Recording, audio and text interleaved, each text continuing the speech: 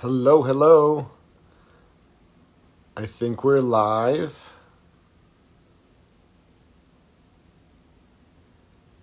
Yep, exactly.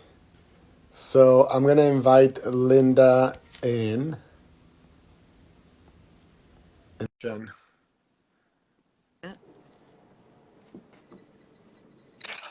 There we go. Hi, Linda. Hi, Carlos. How are you today? I'm very good. I'm very glad to see you, and I'm very good that we have good weather today here in New York, and we get to talk perfume, so that's always fun. It's the best subject in town. And I have to tell you, it's really fun to go live with you. I know we're going to talk about how we met and the journey, and we're both in indigo smoke blue today. So it looks like the right subject matter, don't you think? Right. It's actually perfect for this weather because I find it to be, smoky, woody, definitely very enveloping, but it's has like a freshness about it that is very universal, very perennial. Okay, let's step back a moment in time and then we're going to fast forward to indigo smoke in a minute. But I just want to say that I've been in this position as president of the Fragrance Foundation since September 2017. And I always have the disclaimer everything I say is exactly what I mean. It's the truth and nothing but the truth. And in the first maybe 3 months that I was in this position, I met you, Carlos, at a party at Givaudan, and I remember a lot of that evening. But you and I really connected. I didn't know anything really about you or your fragrance. And since then, it's been an absolute fabulous journey for me and very heartfelt. So, if you don't mind me saying, what year before we go forward did you start creating fragrances? It was 2010. I had Wow. I had been studying with Rodrigo Flores Rue for over 2 years. Hmm. It was kind of like an adventure that started as a hobby. I had met first, my first encounter with the fragrance industry was through an evaluator, which is also quite interesting because it's a role that not a lot of people know. Of course, everyone knows about the perfumer, but the evaluator is the silent creative in a way. It's the person who is critiquing and guiding the process of direction of development with the designer and with the perfumer. And I became friends with this woman, Sophie Ben Samu, who we're still very close, is an evaluator. And then a few years later, I met Jan Vasnier, Hmm. another of the perfumers that I work with. And we developed this little clique of friends. Um, and most of them were French. And one day they said, well, we have to introduce you to the Mexican in the group. And that was Rodrigo Flores Rue. And of course, we immediately kind of like locked in on where we lived in Mexico City and where we grew up and all this, the schools we went to and all sort of the local thing. And Rodrigo offered to give me classes. And after 2 years of that is when I started developing the fragrances. And it really started as just a creative adventure. I thought, for me, scent gives three-dimensionality to experience. If you have images and sound and that is how you remember things, like scent is what actually kind of like breaks that wall and makes it a fully immersive experience. So, And Carlos, I just want to stop you a minute because I say this quite often, but everyone who creates a fragrance brand has a story, and every story is unique. And what I think is so interesting about your particular brand, even before pandemic, and since we've spoken a lot about transportive qualities of fragrances, and that really resonated when everyone was locked down and in. But I say this again with total honesty. What I find interesting about your fragrances are the stories behind them, which I love, believe it or not, that you have it printed on the outer package box, because I actually read them whenever I light the candle, and I like to refer to it when I put the fragrance on. It takes you to another place. So right, when you met Rodrigo and this great clique at Givaudan, that you probably connected because you all had this extreme creativity. So the first fragrance to this fragrance today that we're really going to concentrate on takes you to like another place and time. Yeah. Tell us just a little more about that in general terms before we get to the specific about this transportive to a place and a time. Well, this is in particular is about the kind of the genesis of smoking black tea, and kind of like the origin story of all black teas, because of course all black teas are basically green tea that is has gone through an aging process so that it develops a different like fragrant and taste profile.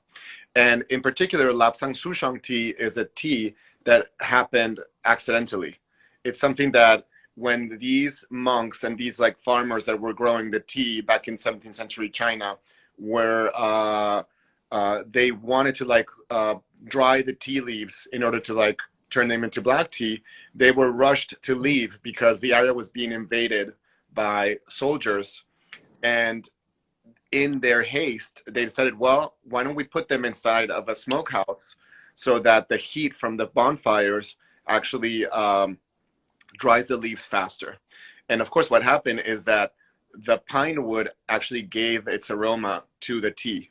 And so the tea had this extra woody, very smoky, fragrant profile that was something that they were not used to. But they sold it to Dutch merchants, and the Dutch merchants liked it. And so they started coming back for more, and it became a new category of tea in a way. That's wild. And I can't help but share with the audience that when you told me about this fragrance, and I've smelled it, I'm wearing it today, it's my fragrance of the day, probably many days. It really does transport you to that place and time. And since I'm of Jewish heritage, you likened it to Passover and unleavened bread. It's So, exactly that. It's unleavened bread. It's the story of matzah and how in the haste of like just preparing and leaving, something accidentally special happens, right? So never underestimate those things. But for me, that's the beauty of like scent, that of course it's emotion, and of course you can communicate as a beautiful story of attraction and seduction, but it's also curiosity. It's like curious facts and things, and how like these things happen in nature, and sometimes they are created by man accidentally. All of that for me is very interesting, and to find beauty in those accidents was really fun. I think a lot of creative objects and scents are a result of accidents. So up until this particular fragrance, Indigo Smoke, we're going to talk more about it. You were working with Rodrigo on just about everything that you did. But on this one, I'm going to call it out, Indigo Smoke, you actually worked with Khalees Becker, who is Yep. a Fragrance Foundation Lifetime Achievement Perfumer. So pause a minute. I have a commercial, which you haven't asked for. And for those who don't know, Carlos and I met, as I told you, in 2017. But in 2021, I believe it was, Carlos himself, against all odds, which is a lot of nominations, won the very prestigious Fragrance Foundation Award. It's like the Oscars. Making it even to finalists is unreal. But what I love about this story, and I could talk more about how independent, non-partial judges vote, Misfit was the winner that year. Am I correct? Yes.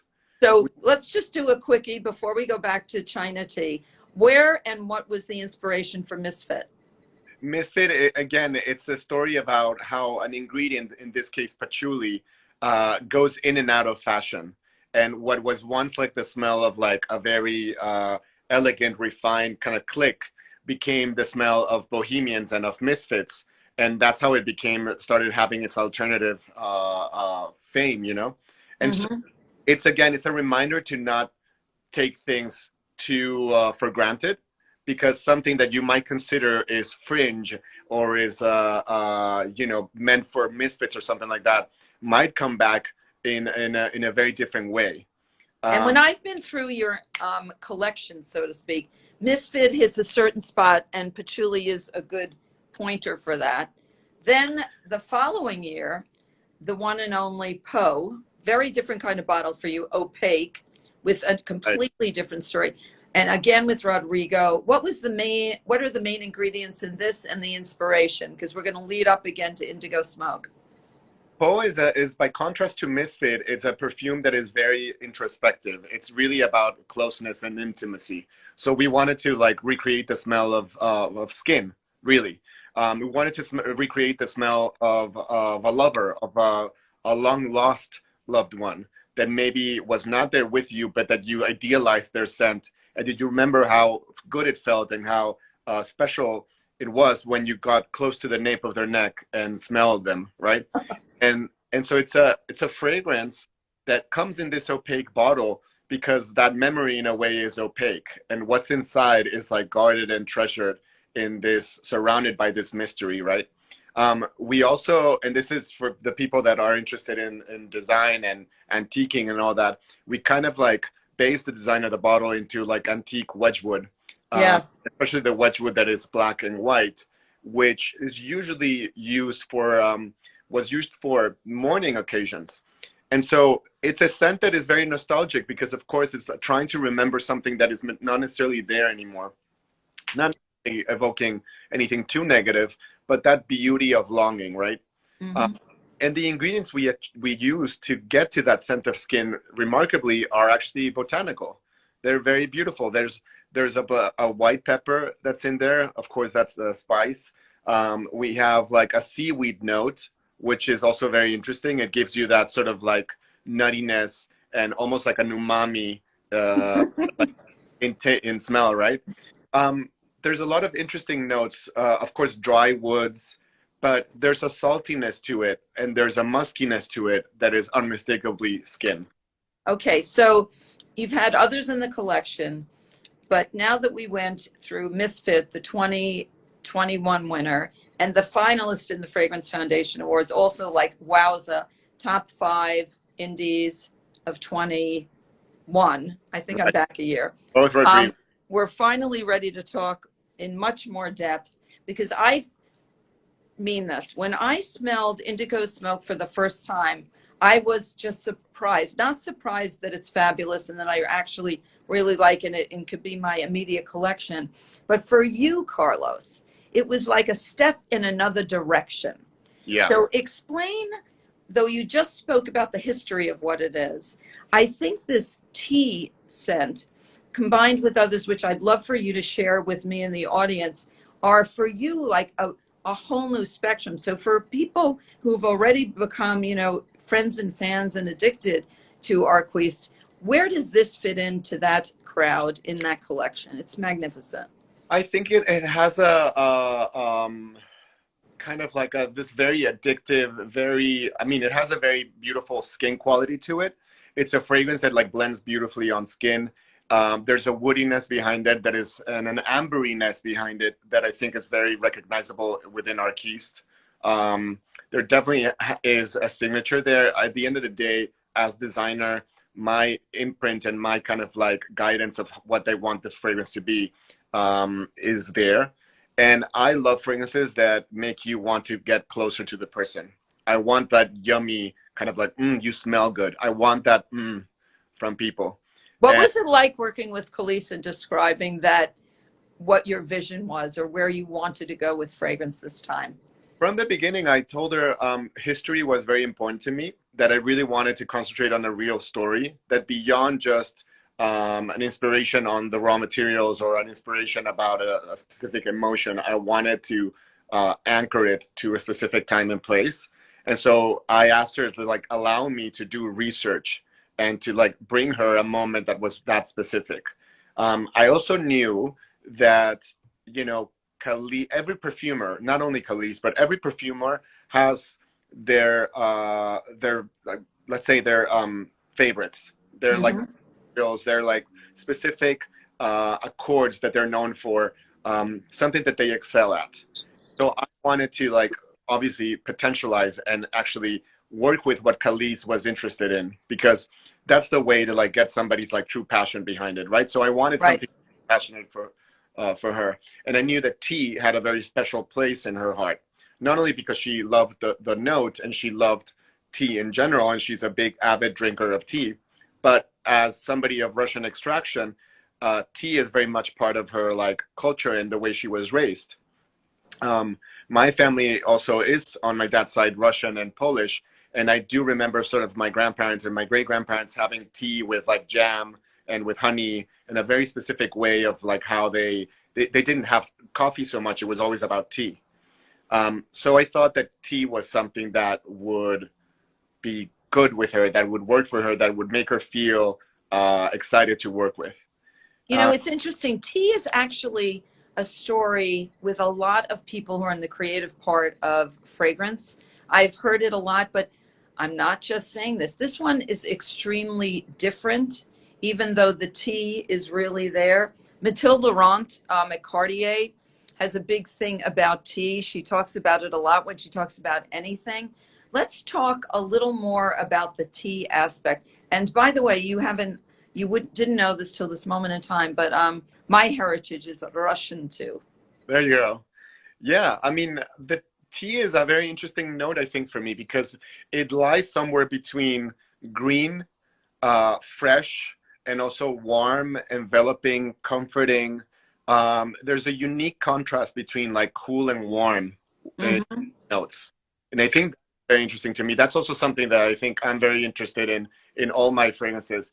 Misfit has that. Misfit has a balance and a tension between the patchouli, which is earthy and kind of harsh, and a very soft lavender and a beautiful warm amber as well that, you know, makes it a little bit like smoother, like makes it a little bit more velvety.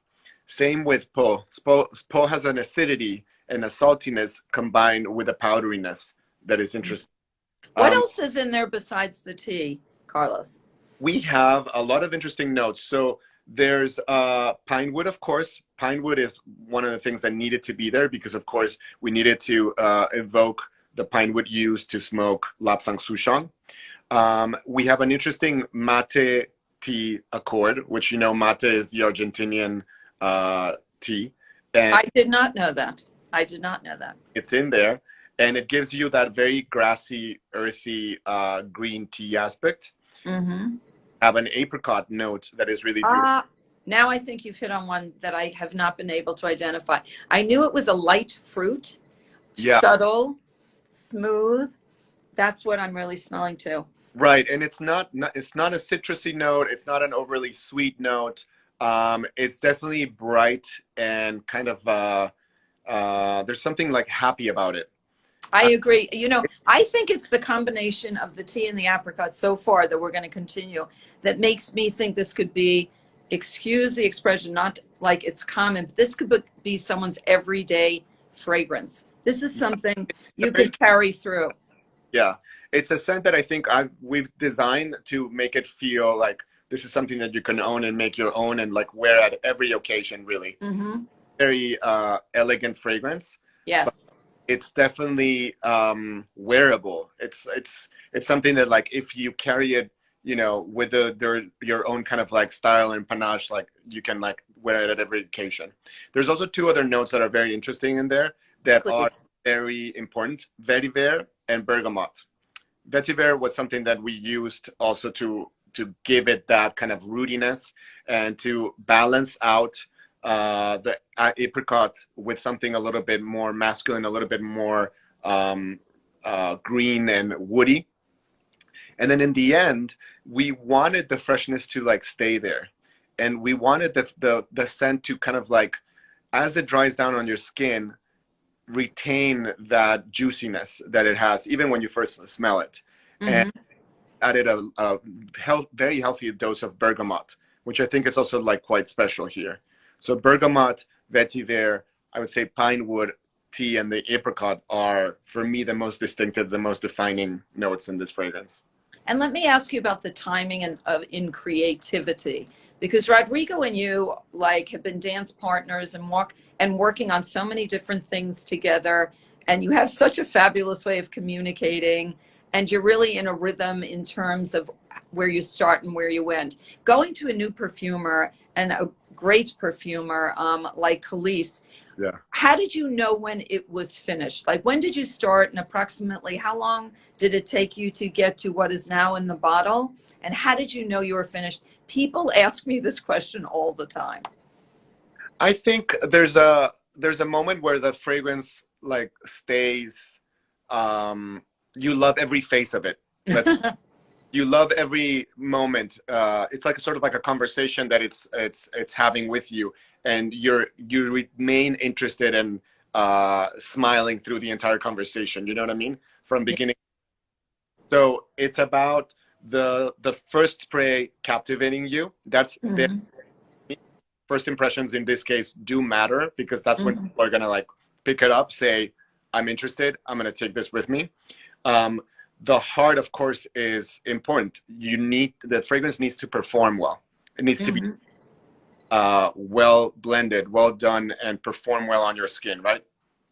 And then the dry down, of course, is very important. Does it stay with you? Whatever is left, how does it behave on your skin? Is it a good reflection of what was there before, or did it change into something completely different? And then are you happy with that? Right? Mhm. Take that Mhm. and like it's changed. Like, is that something I want, or is that something that I don't want for this fragrance? And for me, the bergamots and the vetiver were those like last kind of bits that we use to really consolidate and say like, I want this beautiful green freshness to stay. I crave it at the end. How can we make it stay? And once that stayed, I knew that we were ready. It also Okay. So, but Carlos, throughout this whole journey, you have a great, great perfumer like you've always had. You have this unique, different thing. I need to give you a shout out because I know GQ is like in your fan base. What did they say? Because I know they've just shouted out that Indigo Smoke is really one of their top picks. How yeah, did that occur? we're very excited. I mean, GQ has been like wonderful with us. They selected it as like one of their best fragrances of 2022 in their 2022 grooming awards.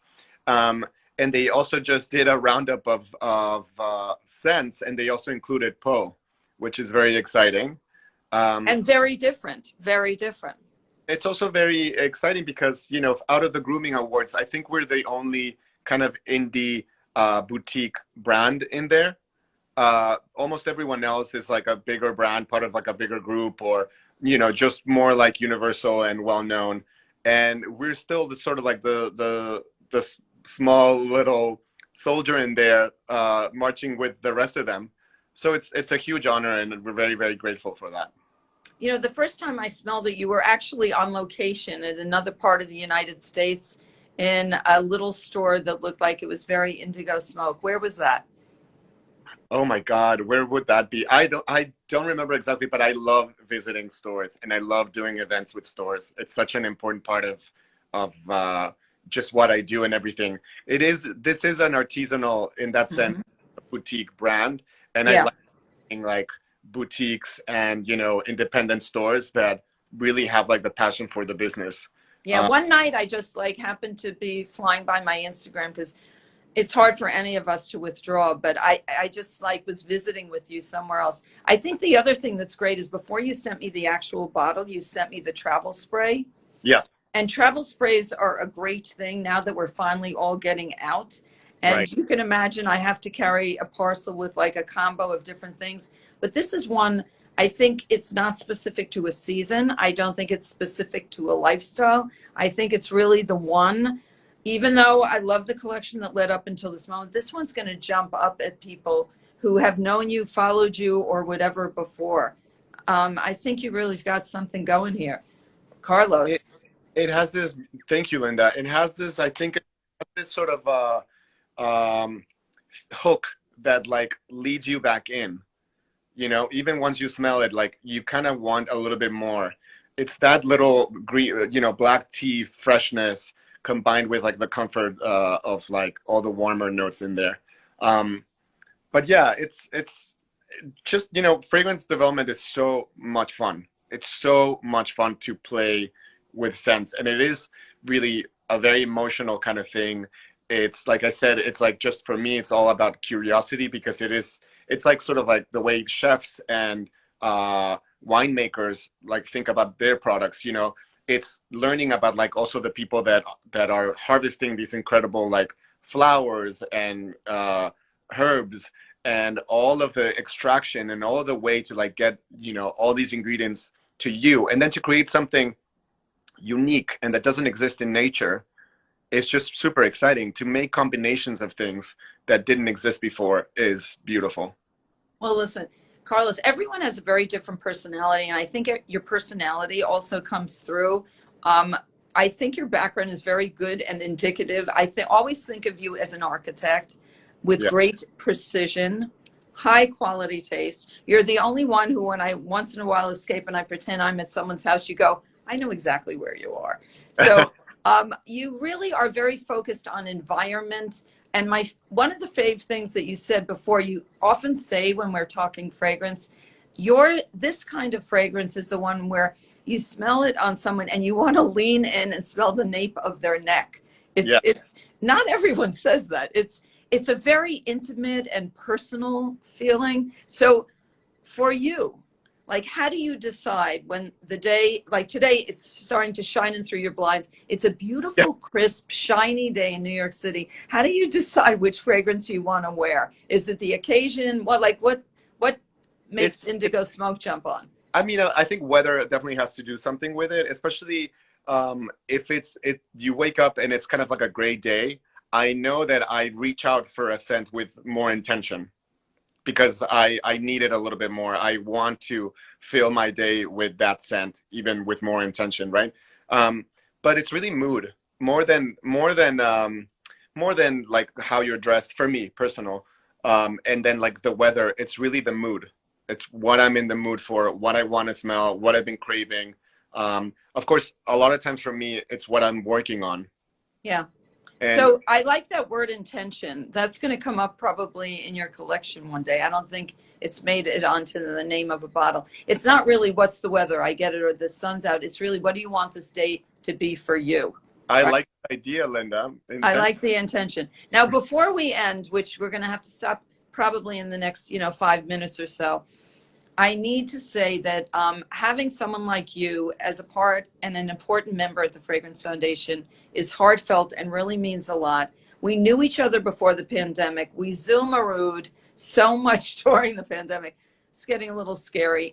We're getting to see each other more in person. But I have to say this, that the Fragrance Foundation has made its number one priority Fragrance Forward TFF, which is about diversity, equity, and inclusion.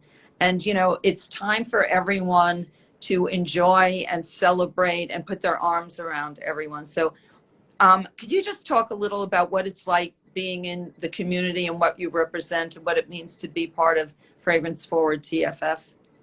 I mean, I think, I'm somebody that has so many definers around it. Like I was born in Mexico, so in that sense, I am Latino. I come from a Jewish family, so that also puts me in another tribe.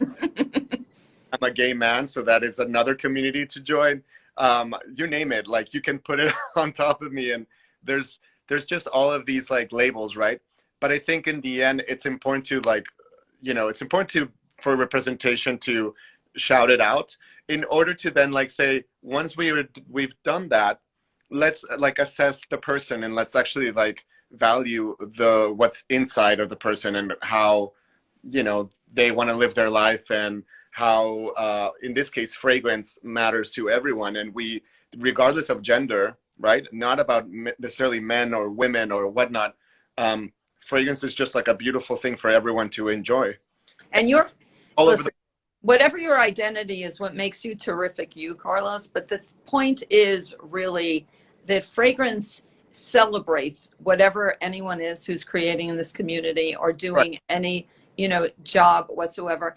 And not in conclusion, but every one of your fragrances, including this one, is extremely universal. We still have fragrances that are considered women's with a pink bow around the neck of the bottle. We still have a lot of fabulous fragrances that are looking like they're in a decanter and they're part of a men's club. But I think the universal thing is the future. I believe in the future, everything will be that way. But certain designers have a certain, connection with their couture and what it looks like. Right. Every one of these is universal. So everyone who comes in my office now, wants to know what's new. And this is like in the front of the shelf. And I would say every personality, every single person who thinks I'm a citrus or I'm a this or I'm a, what they're looking for. This is really something to look forward to celebrating forever. I think this is really going to be one of your icons in your collection. Thank you. It is a truly universal scent. I really think it fits, like you said. You tell me, Woody, you like citrus. You're very feminine. You're very masculine. Like all of this is really like indigo smoke will adapt to every taste and style. One last thing. What is this? What does this item mean on the top of the bottle hat? That's the A of Arquiste. Okay. And how did you name this brand? So Arquiste. it is between architecture and history. And I wanted something that would connect with both. History was always going to be a part of it. And really architecture is like kind of like the method and the way that we develop and design the fragrances. There is very much a structure, and there's a sourcing of like different construction materials in this case, in a program, a layout, if you will, a building plan on how to design this experience. That's the precision of you, Carlos. This has been absolutely fantastic. I can't tell if anyone had questions. I saw a lot of, applause coming through on Instagram. We're going to celebrate you. Everyone's going to read that GQ and know that it's one of the go-to holiday gifts because it's about to happen. We're in like the countdown to Christmas, so to speak. Used to be after Thanksgiving. I think everyone's out and shopping and going around. Carlos, make a lot of lists and a lot of stockings. Yeah. Okay. So my intention is to smell just like indigo smoke for the rest of the week. Thank you so much for sharing. And thanks for being part of the Fragrance Foundation. We really, really celebrate you. Thank you so much, Linda. This has been a blast. And thank you everyone who joined. More to come. Okay. Arquiste. Have a great rest of the day. Bye-bye. Bye.